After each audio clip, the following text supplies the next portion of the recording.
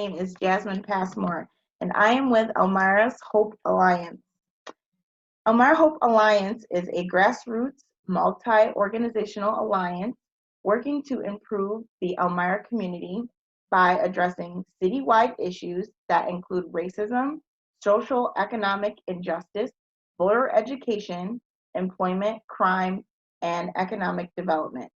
Elmira's Hope Alliance will work in collaboration with city, county, and state officials with the goal to leave any initiative undertaken better than we found it. I'm here today with Tanya McGee, who works in the City of Elmira's Planning Department, and she is going to give us information on redlining in our city. All right, Tanya, take it away. Sure. I'll start with just a little brief background of redlining and exactly what it is and what its purpose was. So redlining is a discriminatory practice in which banks and other financial institutions refuse to provide mortgages to aspiring homeowners. So the aspiring homeowners that they targeted to discriminate against were called undesirables. And these were made up of most notoriously Black people, African Americans, as well as Jewish people.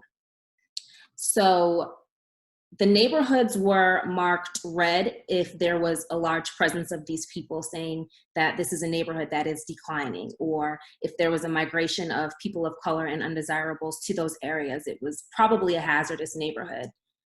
So green was marked on a map as the best, so most likely there was not a presence of ethnic minorities.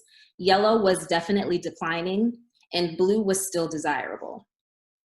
So redlining was ultimately banned in 1968 under the Fair Housing Act. However, there were many other practices that followed to uphold the effects and even further segregation.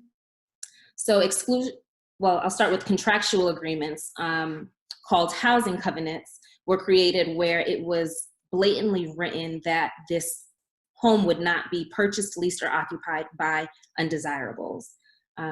Another method was exclusionary zoning, which we see a lot of today. So when municipalities create their zoning ordinances, a lot of times you might see that a certain neighborhood is zoned only for single family houses. So when you zone for single family units, you're discriminating against low income housing or mixed income housing.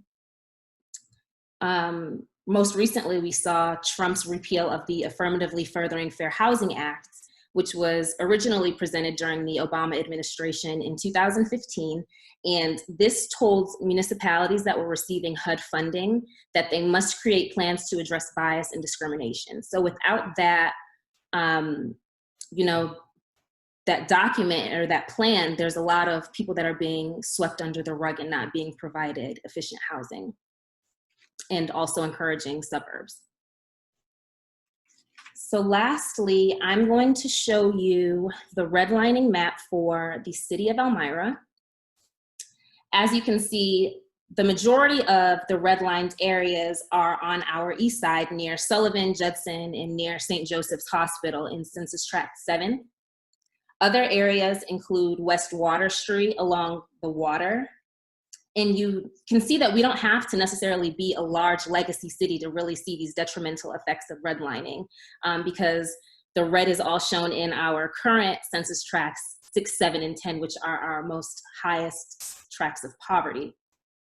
So 47% of the population in the city of Elmira, or 8,932 people in 3,451 households, are living in poverty. Census Tract 7, there's a 77% poverty rate among families with children under 18. The median household income is $15,000, and 64% of the community is on SNAP benefits. And additionally, just a study from the Urban Institute in 2017, it showed that 71.9% of homeowners were white and 41.8% were Black. So that just goes to show redlining and what was really encouraged. The long-lasting effects are here when it comes to home ownership and really just accumulating generational wealth. I hope this will help you all understand more about redlining. If you have any questions, please comment them below. And I hope you all have a great night.